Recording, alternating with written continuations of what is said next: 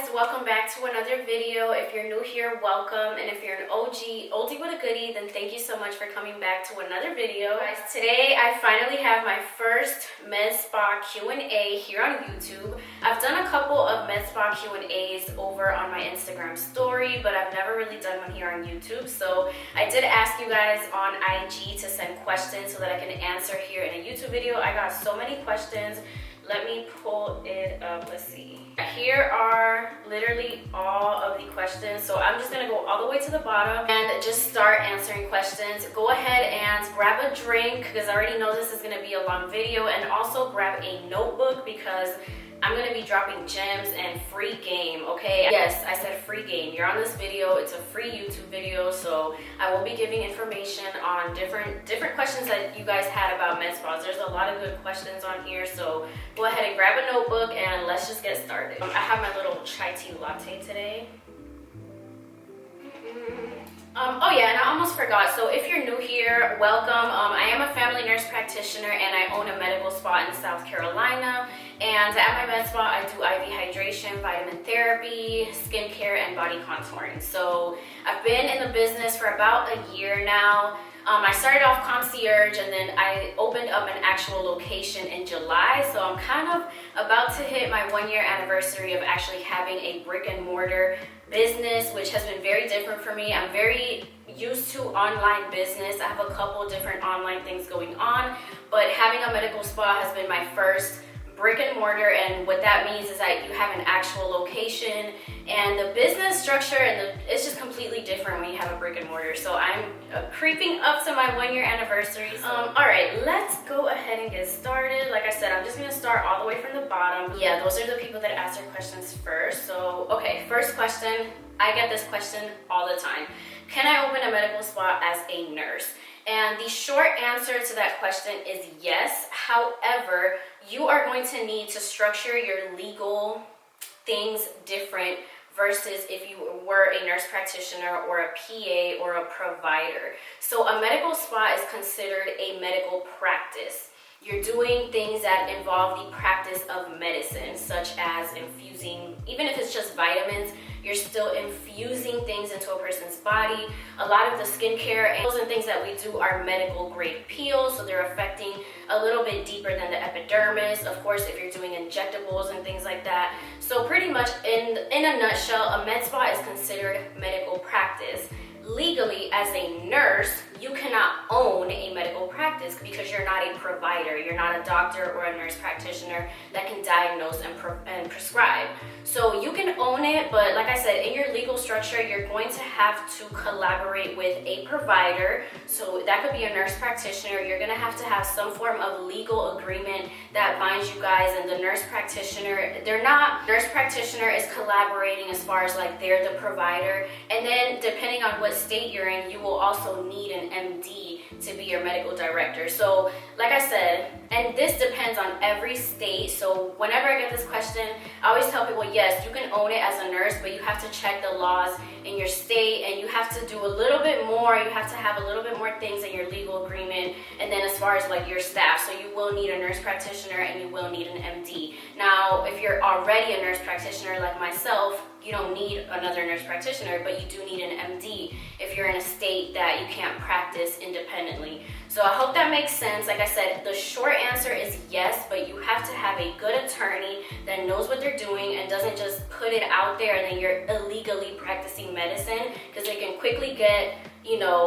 very fishy and gray. So you just need to have a good healthcare business attorney to set up your practice. All right, can you give some tips to nursing students who are interested in aesthetic nursing? So that is a good question. Now, if you're a nursing student, my biggest tip would be to start to network, okay? Because in the aesthetic field, it's really all about networking, you guys. I would not be where I'm at without the networks and the connections and the people that I have met throughout my journey, okay? Because your networks quickly become your colleagues, they become your friends. These are people that you can bounce questions off of, give each other tips. They can connect you with other people. Like pretty much every class that I've taken, as far as like the services that I offer, I met through networks. So I met, somebody here. I might have met a friend at a class that I took. So network, all right? So a lot of people then go and ask me like, how do I network? Where do I go? Start off on social media, you guys. Social media, use it for its advantage. Instead of just scrolling there, catching up on tea, like network. Go to the hashtag medical spa, go to the hashtag aesthetic nursing and see what you can find. Slide in people's DMs, ask questions, go to their comments. So start networking. Definitely, if you can network in your city, if you're in a large city, I'm sure there's classes all the time. There's events and stuff. I know right now we have COVID, but you can, do online events. So yeah, my biggest tip is gonna be to network and start to meet people in the industry, because that is really how you're going to get your foot in the door. Okay, what made you work for yourself given higher liabilities with your own practice? This is like a simple answer. I was just built to be an entrepreneur.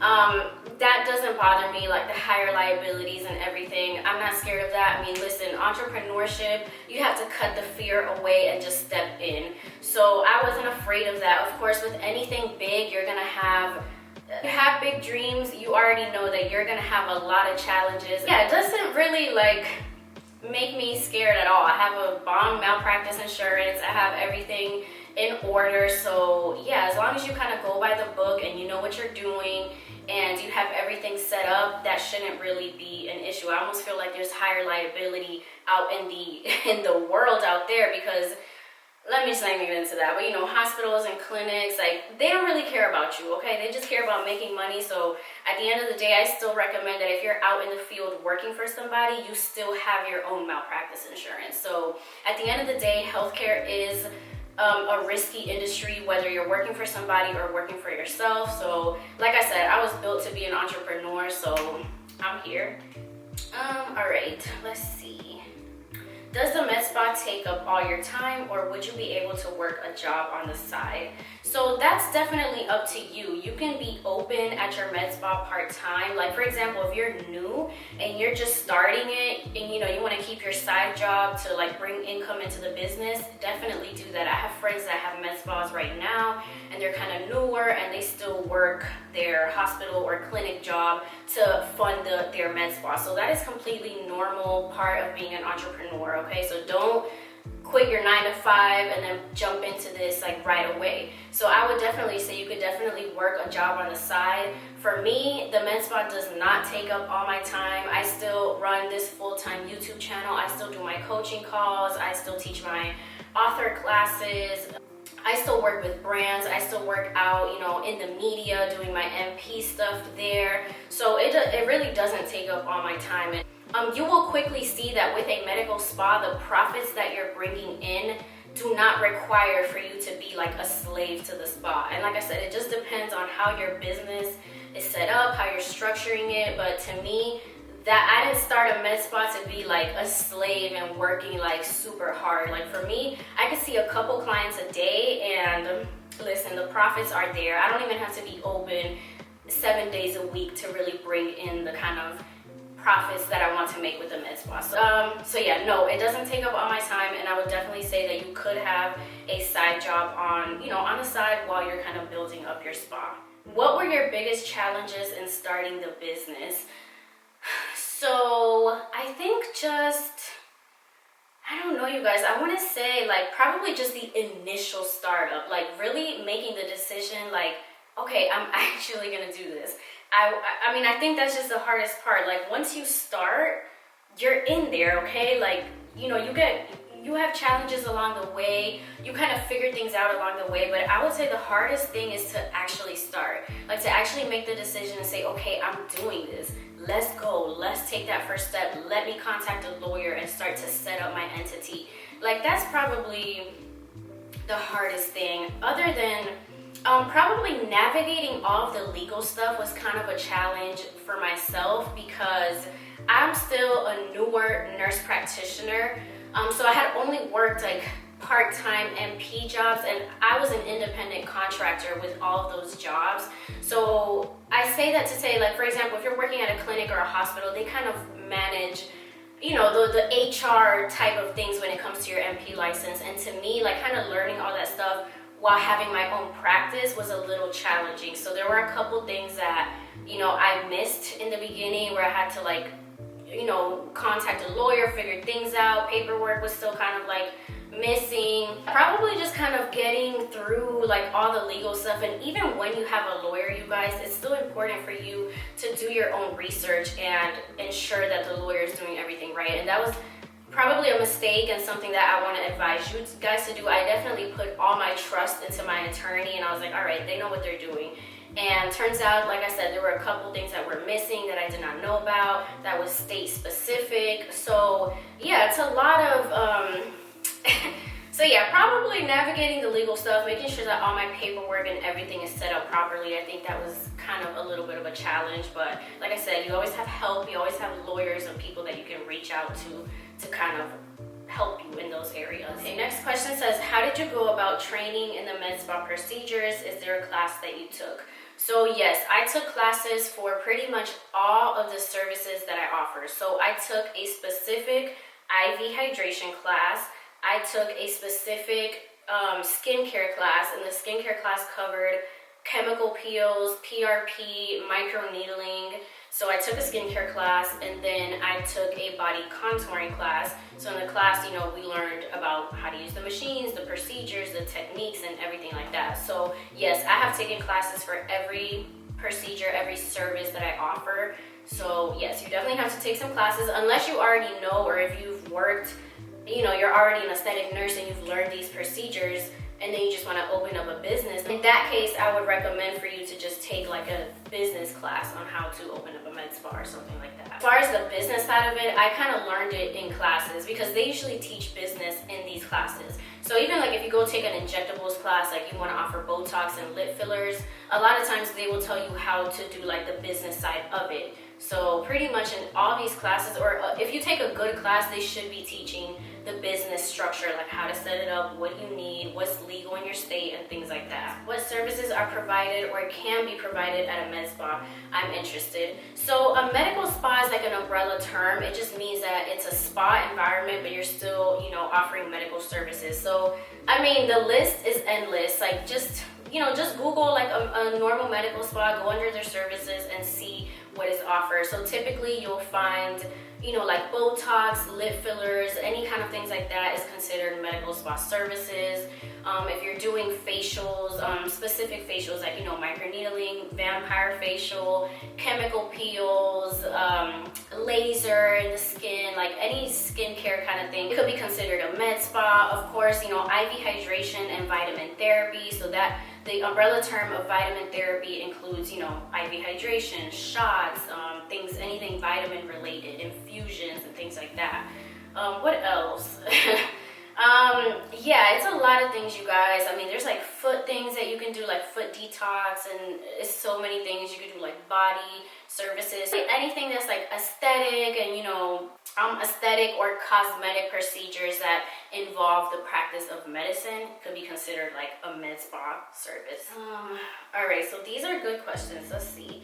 What is your most popular hydration?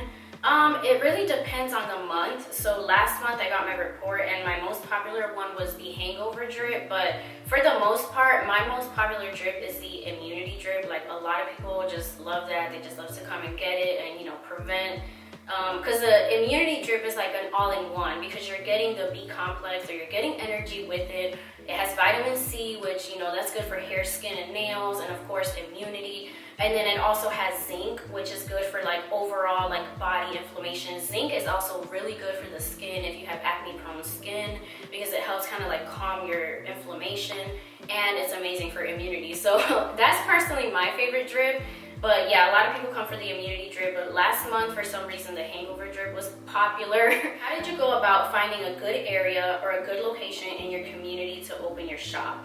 Really, really good question, you guys, and that is gonna depend, of course, on your area. You want to remember that a medical spa is a service that a higher class is going to be able to afford. So a lot of people aren't just, you know, forking out hundreds of dollars to pay for an IV drip, or forking out like a $350 to get a chemical peel. So you want to place your med spa in an area where you're going to attract that kind of clientele, right? You're not going to put your shop in like a little outside town where people don't really care about aesthetics or how they look. Like it's maybe more of like a low-key kind of town. Like, people are not really interested in cosmetics. So yes, you want to put it in a popular city area, you know, high traffic. And I know like these areas usually cost more, but like I said, your services are of high cost, so it typically kind of evens out. So for me, my spa is located in our second most popular street in my city, so it's pretty much like right underneath downtown. So like downtown will be like, okay, yes, everybody's there, like high class downtown. This street where I'm at is like our second busiest street. So we have restaurants, our movie theater is there, we have a lot of shopping things going on, a lot of activities, and it's close. Like, it's like a center area where all the smaller towns like have access to it. So yeah, my rent is a little bit higher going there versus if I would have opened up my spa, like say where I live, which is kind of like an outside, more of like a countryside town. Maybe my rent would be less there, but yeah, like I said, it's cosmetic. People, you know, you need to have good traffic at your spa location, okay? So definitely do some research in your area, and yeah, location is very important. Okay, so this is actually a good question. This one says, what are the benefits of being an MP when opening a spa? Is it necessary? So it is not necessary, but I would say there's definitely benefits to the autonomy that you have, because again, going back to our first question, you don't need to worry about like having collaborations and stuff with other MPs. You're already a provider, so all you need is to collaborate with your MD. They're just going to be a collaborator, meaning they're just going to check, you know, overview your charts. They're available there if you have a question, but you're running it yourself. A lot of the procedures you can do yourself as an MP. Now, there's restrictions as a nurse to what you can do, and it also depends on the state, because in some states, RNs can't even like inject Botox or lip fillers. In every state, an MP can inject any kind of filler. Now, chemical peels, I think depending on the grade of the peel, you have to be a provider to be able to administer those peels. If you're using lasers and things like that, like certain skin lasers or for laser hair removal, you may have to be a provider to actually have that kind of machine in your spa. So for example, if you're an RN and you want to provide those kind of things, you may have to collaborate with an MP that's on site all the time, because you're not technically allowed to operate those machines without a provider present. So you do start to get a little bit of restrictions when you're not a provider. Like I said, I wouldn't say that it's completely necessary. It just depends on what services you want to offer. But I think that there's definitely a benefit to it, because like I said, I'm free to go. I can really just add any procedures that I want and just collaborate with my MD, and I have a lot more freedom, I feel, to just kind of like do my own thing and not have to deal with like too many collaborations. Yeah, to answer her question, no, it is not necessary, but there are definitely benefits. This one says, did you take an aesthetic training course? So again, like I said, I've taken courses on the services that I offer. I don't know if there's like a specific aesthetic training, because aesthetic is very broad. So my thing to tell you guys is what services you want to offer. Start to make a list on the things you want to offer, and then take training courses on that. Because if you just say, oh, how do you become an aesthetic nurse? Like, that's very broad. What do you mean by aesthetic? Do you want to do skincare? Do you want to do injections? Do you want to do IV hydration? Like, what do you want to do? So aesthetic is very broad. Let's let go of the aesthetic word. Start taking courses on the services that you want to offer. How was the building of your spa funded? So everything came out of my savings account. I did not take out any business loans or anything of that sort. My startup costs, they weren't too crazy, honestly. My main expense was probably my legal fees, so my attorney and my malpractice. All of that, you know, that's like the biggest bulk, you know, of your expense.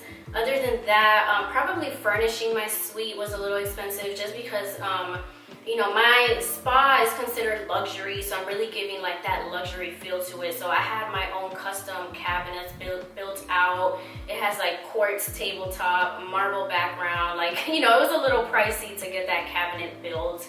And then, you know, I had to buy furniture for it. So I have massaging chairs, so I didn't have just like regular little recliners. These have like massage in them, so that was a little pricey. And then like furniture, you know, to give it a nice look. So yeah, it depends on your budget. Some people do take out loans, but personally for me, thankfully, you know, I was saving. I knew I wanted to have something of my own, so I've been saving along the years. And so yeah, everything came out of my savings account. What's the most valuable thing you've learned since opening your spa? Most valuable? Probably like just keep an eye out for the snakes. I mean, really, because once you do something like this, of this magnitude, like people start to look at you different. They're like, oh wow, like she actually did that. You know, you get a lot of, you know, jealousy, tension, a little bit of hatred, and that just comes with it. A lot of people just become jealous to see you like, wow, she actually did it and it's actually going good. And this could come from your own like family, friends, like people in your circle. And that's exactly what happened to me. I had somebody in my circle that it was just like too much for them to like see me actually doing something like this. So that's a valuable lesson. And again, it wasn't only with friends and family and stuff. I actually had an employee that this was starting to happen. So it's important for you to just keep an eye out for this, because once people see like, dang, she's doing it, it's making money, like, you know, people are gonna want that. And it could come from your own employees, they could come from your own like doctor, collaborator, your own clients. I mean, so be sure that you have forms in place. If you have employees, if you have an employee, be sure that you're getting NDAs from them, which means non-disclosure agreement. That means that they can't just, you know, go and disclose everything that you do, for example, like your recipes, your protocols, things like that. And make sure that they sign a non-compete, which means that they can't go and open up a, you know, a spa right next to you after, you know, learning everything from you. So you need to get that from your medical director, your nurse practitioner, your nurse, your staff, your front desk, like everybody that's working for you. You need to be sure that you're getting NDAs, non-compete, non-disclose, legally signed and everything, because people are gonna want what you have. Trust me, they will. Okay, I want to set up a spa, but already a lot of competition in the area. Should I offer different things? So definitely, competition, you guys, is everywhere. I always like to give the example of the nail salons, because you know, every shopping center has a nail salon, but what makes you go to your nail place is maybe like the environment, maybe they have certain colors that you like, maybe they have a nail tech that knows how to do different designs. You have to set yourself apart from your competition. So I'll give you an example of myself. So yes, there are IV hydration lounges, of course there's med spas in my city, but what makes me different is that I'm a private VIP suite, and that's the way I market my med spa. Okay, my camera reheated, you guys, but what I was saying, so yeah, I'm a private VIP suite, so that means that you get one-on-one care. So you come in, the suite is all to yourself, you get to put whatever you want on the TV, you know, if you do a duo drip, it's just you and whoever you bring along. Again, private environment. Some people like that. So for example, like the other IV places in my city are lounge vibes, and maybe somebody wants to go to a lounge. You're like, you know what, I want to go get my drip, like, you know, meet people, like, you know, it's like a fun, like, kind of vibe. Mine is different. Mine is like, no, you're luxury, you're like the VIP client. So you have to set yourself apart from these other places. So it's important to do market research, and what that means is that you go online, look at your area, what are they offering, what kind of drip, you know, I keep saying drips, but for example, let's say a service. You know, what are they offering and what can you do different with that? And it could be a simple thing like maybe, okay, somebody's getting an IV infusion and they're getting like a quick little neck massage with it, or they're getting like a foot detox with it. And that's different from what the person next door is doing at their IV lounge. Or say, you know, you want to do injectables and say, I mean, it's just so many different things, you guys. So it all comes down to setting yourself apart from the competition in your area. Okay, so competition really means nothing. You're supposed to be in competition with yourself, and all you need to do is research. So yes, it is important that you know what these other places are doing, because that's part of your initial business research. Like, you need to know, what are their prices like, what services are they offering, what is their location, what are their hours. That's important too. Maybe you're open on Sundays and they're closed on Sundays, so boom, you get all the Sunday clients. So all that stuff is important. But if there's a lot of competition in your area, do not let that discourage you. Just be sure that you're bringing something new to the table. What marketing tools do you use to gain clients? So a lot of my clients, so I always ask the question, how did you hear about me? Everybody mainly comes from Google. So I guess they're just doing Google searches, and Google always sends you a report at the end of the month to see like where most of the searches came from. And so when I analyze the data, a lot of the searches were IV drip, IV hydration, and glutathione. So I guess people are searching for this kind of stuff, and then I pop up on the Google search. And no, I do not pay Google any kind of money to run ads or anything. So it does help me, because in my area there's not a lot of IV hydration places and there's not a lot of medical spas. There are a couple, but you know, you still rank high in the search, especially if people are searching for you wherever they are. If they're typing your name into the search bar, that's going to help your rankings. So I'm always high up there in the rankings because people are always kind of searching for my spa. So yeah, most of my clients come from Google. I do use social media as well. So I have an Instagram page. I also have a Facebook for the spa, and I do run promoted sponsored ads on there. So whenever I have like a new drip or a new service, I usually like make a little flyer, and I will pay to run like a sponsorship like in my area to where that ad is being shown like in my city. So Google, social media, I have 2 ads and 2 magazines out here like in my local area. What else? And referral programs is amazing. I do have a referral program at my spa, and so that just means that, and you can set it up whichever way you want, but for me, I think it's if you refer like a friend, they get 10% off and the client gets 10% off. So a lot of people will like, you know, tell their friend, their family member, and then they come in and get a dual drip, so it even works out even better. So yeah, that's kind of the current marketing things. I have brochures also, so I will put brochures in certain places, you know, like around my city. So like juice bars, yoga studios, gyms maybe. I didn't do too much of that last month, but you know, probably this month I got new brochures, so I have to go around, you know, my city and like put brochures out in areas. So another question, after your FMP, where do you learn the things needed to be knowledgeable in this field? So I still get a lot of questions about that, and like I said, training courses in these services that you want to offer, okay? That's the best route that you can take. How to find a medical director. So you can do it different ways. If you know somebody, you can just, you know, offer a position to them. If you don't, then you got to do it the traditional way, to just put out a job ad and, you know, get candidates that way. So for my first medical director, I did like a free job post, and I found her that way, but then I did have to hire another one, and for this one I wasn't getting a lot of like traffic, so I actually had to pay to sponsor the post, and then I got like a couple candidates from there. So yeah, that's how I did it. What inspired you on your journey to becoming a med spa owner and entrepreneur? So I mean, I think that this is something that it was just like meant to be for me. So I've always really been into aesthetics and wellness.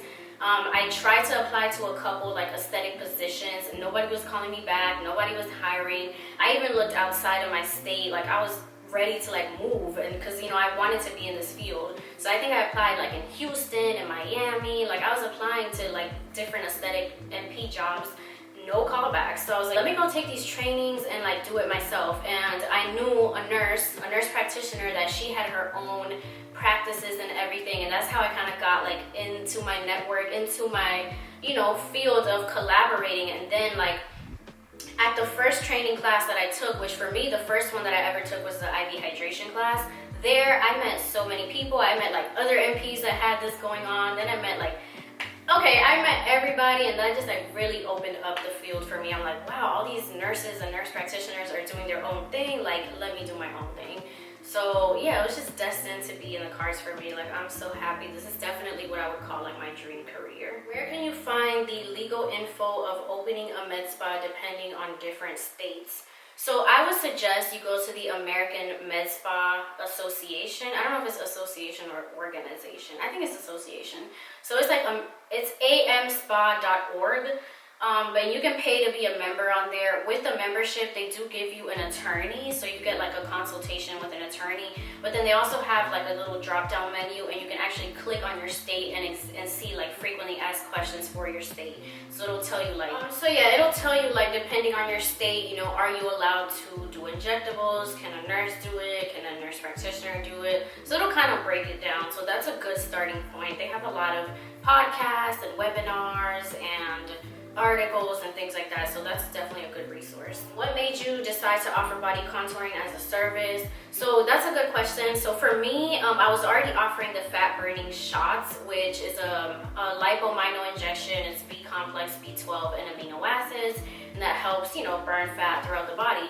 But a lot of people still wanted like a little more. They're just like, okay, I have this little mom belly, you know, like the little stubborn areas of fat, like the love handle areas, are like, I cannot get rid of that. So, you know, like losing weight, you guys, it's a huge service. Almost everybody wants to lose a couple pounds or shed a couple inches. So I knew like eventually I was gonna get into that. A lot of the people like in my building were asking like, oh, do you do this? Do you do that? Can you help me with this? So I was like, okay, you know what? Like body contouring seems to be like huge.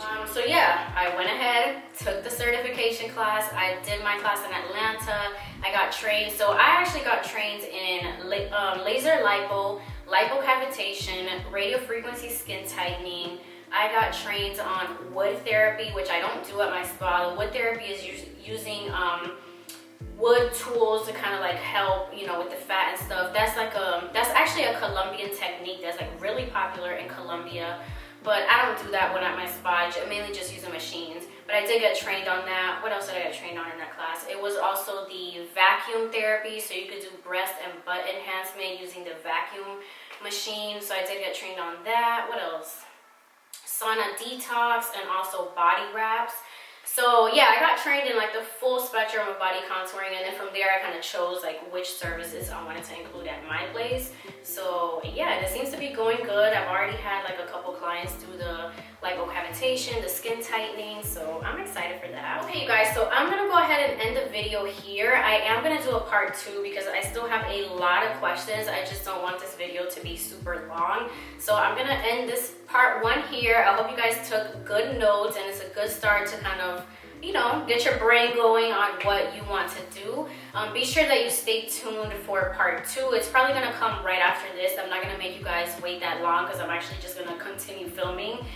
So yeah, to be sure that you're subscribed so that you do get an update on that. And yeah, thank you guys so much for watching, and I will see you guys in part 2. Bye.